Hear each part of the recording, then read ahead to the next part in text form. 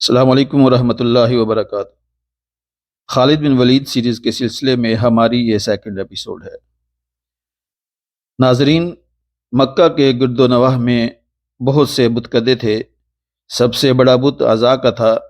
عزا کو مشرکین مکہ طاقت اور خوشحالی کی دیوی مانتے تھے۔ مشرکین مکہ طاقت کے حصول اور مال و دولت حاصل کرنے کے لیے عزا کے سامنے دعائیں کرتے اور چڑھاوے چڑھاتے تھے۔ عزا کا بت وادی نخلا کے ایک بت خانے میں رکھا تھا جو مکہ سے 10 میل دور ایک باغ میں واقع تھا۔ اس بت کدے کا انتظام بنو شیبان کے پاس تھا۔ عزا کے اس بت کو توڑنے کے لیے آقا علیہ السلام نے حضرت خالد بن ولید رضی اللہ تعالی عنہ کو مقرر فرمایا۔ حضرت خالد بن ولید رضی اللہ تعالی عنہ 30 فوجیوں کے ہمراہ اس بت خانے کی طرف روانہ ہوئے۔ حضرت خالد بن ولید رضی اللہ تعالی عنہ 25 رمضان کو اس بت خانے میں داخل ہوئے اور ایک ہی وار میں عزا کے بت کو زمین بوس کر دیا، اور پھر آقا کی خدمت میں حاضر ہوئے اور بتایا کہ عزا کے بت کو زمین بوس کر دیا گیا ہے۔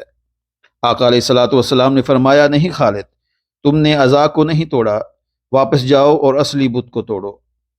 دراصل مشرکین نے طاقت کی اس دیوی کی حفاظت کے لیے 2 بت بنا رکھے تھے، ایک اصلی اور ایک نقلی۔ حضرت خالد بن ولید رضی اللہ تعالی عنہ آقا کا حکم سن کر فوراً واپس روانہ ہوئے۔ آپ بت خانے میں داخل ہوئے تو ایک لڑکی نے بازو پھیلا کر آپ کا راستہ روک لیا، تو آپ نے پہلے وار میں ہی اس کا سر تن سے جدا کر دیا اور پھر طاقت کی اس دیوی عزا کا بت بھی پاش پاش کر دیا۔ فتح مکہ سے 15 روز بعد آقا علیہ السلام کو خبر ملی کہ بنو ثقف کا حکمران اپنے اتحادیوں کے ہمراہ مسلمانوں کے خاتمے کے لیے جنگ کی تیاری کر رہا ہے۔ آقا علیہ السلام نے 12,000 مجاہدین کے ساتھ 27 جنوری 630 عیسوی کو مکہ سے روانہ ہوئے اور 31 جنوری کو حنین کے قریب ایک گہری وادی میں اتر گئے۔ مالک بن عوف نے مسلمانوں کی آمد کی خبر سن کر انتہائی چالاکی سے اپنی فوج کو وادی کے پیچ و خم میں اس طرح چھپا دیا تھا کہ مسلمانوں کو اس کی کان و کان خبر نہ ہوئی۔ 1 جنوری 630 عیسوی کو اسلامی لشکر کا ہراول دستہ، جس کی قیادت حضرت خالد بن ولید رضی اللہ تعالی عنہ کر رہے تھے، گھات میں چھپے دشمن سے بے خبر وادی حنین کے تنگ درے میں داخل ہوا۔ تاک میں بیٹھے دشمن نے ان پر تیروں کی بارش کر دی۔ مسلمانوں کے لیے یہ حملہ بالکل غیر متوقع تھا۔ دوسری طرف مجاہدین کا یہ دستہ جس راستے میں داخل ہو چکا تھا وہ بے حد تنگ تھا۔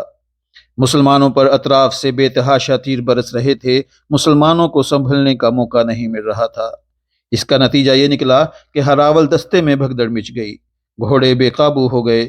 حضرت خالد بن ولید رضی اللہ تعالی عنہ اپنے ساتھیوں کو پکار رہے تھے، لیکن ایسی افراتفری مچی کہ کوئی آپ کو نہیں سن رہا تھا۔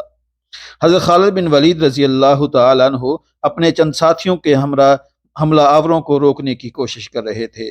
دشمن تاک تاک کر نشانے لگا کر آپ پر تیر برسا رہا تھا۔ کئی تیر آپ کے جسم میں اتر چکے تھے، مگر آپ ڈٹے ہوئے تھے۔ آخر کار خون زیادہ بہہ جانے کی وجہ سے آپ بے ہوش ہو کر گھوڑے سے گر گئے۔ اسی دوران ہراول دستے کے پیچھے آنے والا اسلامی لشکر بھی اس تنگ راستے میں داخل ہو کر گھات لگائے دشمنوں کے تیروں کے زد میں آ چکا تھا۔ اسلامی لشکر ابھی اس اچانک حملے اور تیروں کی بارش سے سنبھلا نہ تھا کہ پسپا ہونے والا زخموں سے چور ہراول دستہ لشکر سے آن ملا۔ اسلامی لشکر میں شدید افراتفری پھیل گئی اور سپاہی ادھر ادھر بھاگنے لگے۔ اس عالم میں اگر کوئی میدان جنگ میں ثابت قدم تھا تو وہ آقا علیہ السلام محمد الرسول اللہ صلی اللہ علیہ وآلہ وسلم تھے، اور آپ کے چند جانثار تھے جن میں حضرت ابو بکر، حضرت عمر رضی اللہ تعالی عنہ اور حضرت علی رضی اللہ تعالی عنہ آپ کے ہمراہ تھے۔ اس وقت چند مسلمان ادھر ادھر بھاگ رہے تھے اور دشمن ان کا تعاقب کر رہا تھا۔ اس نازک موقع پر حضرت علی رضی اللہ تعالی عنہ نے جرت سے کام لیتے ہوئے دشمن کے دستے کے سالار کو مار گرایا، اور کئی صحابہ پلٹے اور دشمن کے اس دستے پہ ٹوٹ پڑے۔ زبردست جھڑپ کے بعد بنو ثقف کا یہ دستہ بھاگ گیا، اب جنگ کا پانسا پلٹنے لگا۔ اسی دوران آقا علیہ الصلاۃ والسلام کی نظر درے میں پڑی زخموں سے چور بے ہوش بنی مخزوم کے شہزادے حضرت خالد بن ولید رضی اللہ تعالیٰ عنہ پہ پڑی۔ آپ نے جب دیکھا تو فوراً ان کے پاس تشریف لے گئے اور ان کے زخموں پر سر سے لے کر پاؤں تک پھونک ماری تو حضرت خالد بن ولید رضی اللہ تعالیٰ عنہ نے آنکھیں کھول دیں۔ آقا علیہ الصلاۃ والسلام نے حضرت خالد بن ولید رضی اللہ تعالیٰ عنہ کی آنکھوں میں آنکھیں ڈال کر فرمایا، خالد اٹھو، خالد اٹھو، مسلمانوں کو تمہاری ضرورت ہے۔ خالد بن ولید رضی اللہ تعالیٰ عنہ اٹھ کھڑے ہوئے۔ آقا کے حکم پر حضرت خالد بن ولید رضی اللہ تعالیٰ عنہ کے جسم سے تیر نکالے گئے اور مرہم پٹی کی گئی۔ آقا علیہ الصلاۃ والسلام کے الفاظ نے حضرت خالد بن ولید رضی اللہ تعالیٰ عنہ کے زخمی جسم میں ایک نئی روح پھونک دی۔ آپ اٹھ کھڑے ہوئے، تلوار سنبھالی اور گھوڑے پہ سوار ہو کر آپ دشمن پہ ٹوٹ پڑے۔ جسم پر بے شمار زخم تھے، مگر اس مرد میدان کا جذبہ آسمان کو چھو رہا تھا، اور ان کا گھوڑا سب سے آگے بجلی کی طرح دشمن کی صفوں کو چیر رہا تھا۔ آپ کے زخمی بازو اس تیزی سے تلوار کے وار کر رہے تھے کہ جو سامنے آ رہا تھا کٹتا جا رہا تھا۔ دشمن حضرت خالد بن ولید رضی اللہ عنہ کی تلوار سے بچنے کے لیے چھپتے پھر رہے تھے، لیکن ان کو کہیں امان نہ مل رہی تھی۔ آپ رضی اللہ تعالیٰ عنہ کا لباس خون سے سرخ ہو رہا تھا، لیکن آپ رضی اللہ تعالیٰ عنہ اس جنگ میں اپنے زخمی جسم کے ساتھ بہادری اور جواں مردی کی تاریخ رقم کر رہے تھے، اور دشمن اپنے حواس کھو رہا تھا۔ دشمن کے کئی نامور سردار اور جنگجو حضرت خالد بن ولید رضی اللہ تعالیٰ عنہ کی تلوار کا نشانہ بنے۔ دشمنوں پر حضرت خالد بن ولید رضی اللہ تعالیٰ عنہ کی ایسی دھاک بیٹھی کہ کچھ ہی دیر بعد دشمن آگے اور حضرت خالد بن ولید اور ان کا دستہ ان کا تعاقب کر رہا تھا۔ ناظرین، نومبر 630 عیسوی کو 30,000 مجاہدین پر مشتمل اسلامی لشکر آقا علیہ الصلاۃ والسلام کی قیادت میں شام کے سرحدی مقام تبوک میں خیمہ زن ہوا۔ آپ کی آمد کا مقصد مشہور شہنشاہ ہرقل قیصر کو بھی تھا۔ ہوا یوں کہ رومی بادشاہ ہرقل 40,000 فوجیوں پر مشتمل لشکر کے ساتھ مسلمانوں کو مٹانے کی تیاری کر رہا تھا۔ تبوک میں اسلامی لشکر کی خبر پا کر وہ پریشان ہو گیا۔ جب اسے یہ اطلاع ملی کہ آقا علیہ الصلاۃ والسلام خود اسلامی لشکر کی قیادت کر رہے ہیں تو خوف کے مارے اس کے اعصاب جواب دے گئے، اور رومی لشکر بغیر لڑے ہی بکھر گیا۔ رومی لشکر کے فرار سے گرد و نواح کے غیر مسلم سرداروں اور قبائل پر اسلامی لشکر کی دھاک بیٹھ گئی۔ وہ آقا علیہ الصلاۃ والسلام کی خدمت میں حاضر ہو کر اپنی اطاعت کا یقین دلانے لگے، مگر دومت الجندل کا حاکم عقیدر بن عبد المالک بہت مغرور اور بد دماغ تھا۔ اس نے آقا کی خدمت میں حاضری نہ دی بلکہ آپ کو دشمنی کا پیغام بھیجا۔ آقا علیہ الصلاۃ والسلام نے اس گستاخ کے مقابلے کے لیے حضرت خالد بن ولید رضی اللہ تعالیٰ عنہ کو منتخب کیا، اور ساتھ ہی ہدایت فرمائی کہ عقیدر کو زندہ پکڑ کے لانا ہے۔ حضرت خالد بن ولید رضی اللہ تعالیٰ عنہ فرمان نبوی صلی اللہ علیہ وآلہ وسلم کی تعمیل کرتے ہوئے 400 سواروں کے ساتھ دومت الجندل کی طرف روانہ ہوئے۔ صحرائی راستہ بے حد دشوار تھا۔ لوگ اس صحرا کو عبور کرنا موت کو دعوت دینے کے مترادف سمجھتے تھے۔ انتہا کی گرمی تھی، پیاس سے ہونٹ خشک ہو رہے تھے، لیکن حضرت خالد بن ولید رضی اللہ تعالیٰ عنہ جذبہ جہاد سے سرشار اپنے سواروں کی ہمت بڑھاتے ہوئے صحرا کا سینہ چیرتے ہوئے آگے بڑھتے چلے جا رہے تھے۔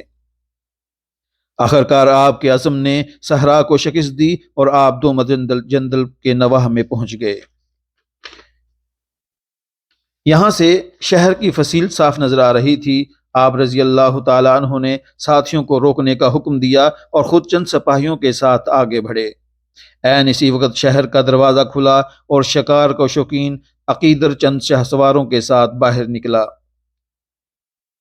حضرت خالد بن ولید رضی اللہ تعالیٰ عنہ سمجھ گئے کہ ابھی عقیدر مجاہدین کی آمد سے بے خبر ہے اور آقا کی پیش گوئی کے مطابق شکار کے لیے نکلا ہے۔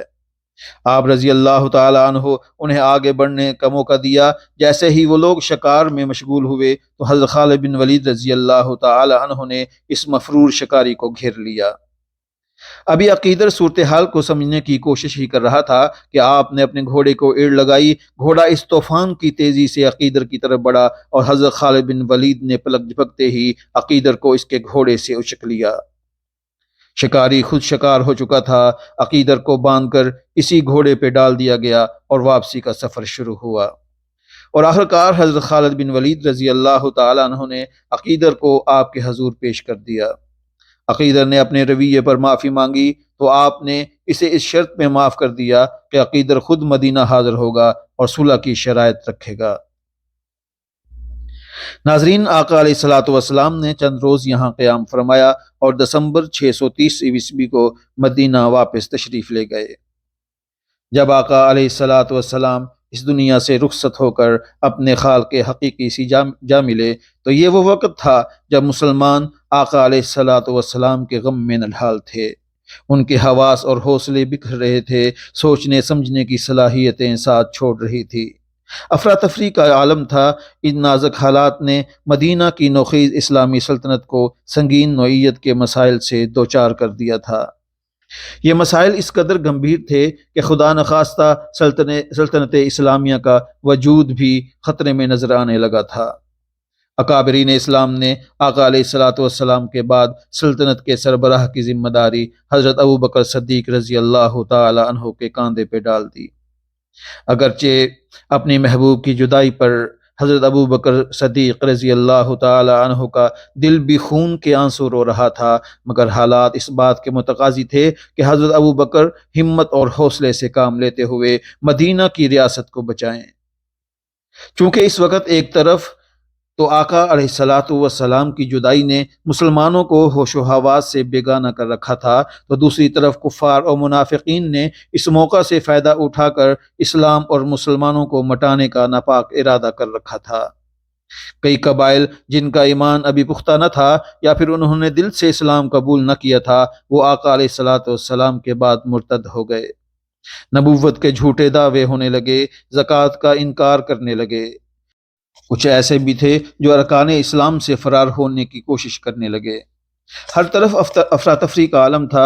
ایسے بدترین حالات میں حضرت ابوبکر صدیق رضی اللہ تعالی عنہ نے خود کو سنبھالا اور بے مثال حکمت اور حوصلے سے کام لیتے ہوئے اسلام کے خلاف اٹھنے والے اس طوفان کے سامنے ڈٹ گئے۔ آپ رضی اللہ تعالی عنہ نے اسلام دشمنوں، فسادیوں اور نبوت کے جھوٹے دعوے داروں سے نمٹنے کے لیے 11 لشکر تشکیل دیے۔ ان میں سے پہلے لشکر کے سالار بنی مخزوم کے شہزادے حضرت خالد بن ولید رضی اللہ تعالی عنہ تھے۔ حضرت خالد بن ولید رضی اللہ تعالی عنہ نے سب سے پہلے طلحہ بن خویلد کی خبر لینے کا ارادہ کیا۔ طلحہ ایک مکار شخص تھا جو باتیں بنانے میں ماہر تھا۔ اس نے اپنی پرفریب اور سحر انگیز باتوں سے بہت سے لوگوں کے ذہنوں پر قبضہ کر لیا تھا۔ حضرت خالد بن ولید رضی اللہ تعالیٰ عنہ اس فتنہ کو جلد سے جلد ختم کرنا چاہتے تھے، اسی لیے آپ ہفتوں کا سفر دنوں میں طے کرتے ہوئے اچانک طلحہ بن خویلد کے سر پہ جا پہنچے۔ حضرت خالد بن ولید رضی اللہ تعالیٰ عنہ کی طلحہ اور اس کے ساتھیوں کے ساتھ کئی لڑائیاں ہوئیں۔ یہ لوگ بہت ڈھیٹ ثابت ہوئے، ادھر شکست کھا کر بھاگتے، ادھر پھر سے جمع ہو کر مقابلے پہ آ جاتے۔ آخرکار شکست پہ شکست ان کے حوصلوں میں دراڑیں ڈالنے لگی اور دوسری طرف ان کی افرادی قوت کم ہونے لگی۔ اس صورتحال کو دیکھتے ہوئے طلحہ بن خویلد نے اپنی ساری قوت یکجا کر کے حضرت خالد بن ولید رضی اللہ تعالی عنہ سے فیصلہ کن لڑائی کا فیصلہ کر لیا۔ خود حضرت خالد بن ولید رضی اللہ تعالی عنہ یہی چاہتے تھے کہ اس کذاب کے سارے حواری ایک جگہ جمع ہوں تو آپ اس فتنے کو ہمیشہ کے لیے ختم کر دیں۔ آخرکار وہ وقت آ گیا جب حق و باطل آمنے سامنے ہوئے۔ پھر کیا تھا، حضرت خالد بن ولید رضی اللہ تعالی عنہ اللہ کی تلوار بن کر بجلی کی طرح حرکت میں آئے اور ایک ہی حملے میں دشمنوں کو خاک و خون میں نہلا دیا۔ حضرت خالد بن ولید رضی اللہ تعالی عنہ کی دیکھا دیکھی مجاہدین بھی اللہ کا نام لے کر دشمن پہ ٹوٹ پڑے۔ اسلامی لشکر کا یہ حملہ اس قدر شدید تھا کہ طلحہ بن خویلد اور اس کے حواری جان بچانے کے لیے بھیڑ بکریوں کی طرح ادھر ادھر بھاگنے لگے، مگر آج ان کو بھاگنے کے لیے کوئی جگہ نہ مل رہی تھی۔ ان کی اکثریت ماری گئی۔ طلحہ بن خویلد ذلت آمیز شکست کھا کر شام کی طرف بھاگ نکلا۔ ایک روایت کے مطابق طلحہ بن خویلد بعد میں سچے دل سے توبہ کر کے مسلمان ہو گیا، اور اسی طرح اس نے باقی زندگی مسلمان کی حیثیت سے گزاری اور اسی حالت میں دنیا سے رخصت ہوا۔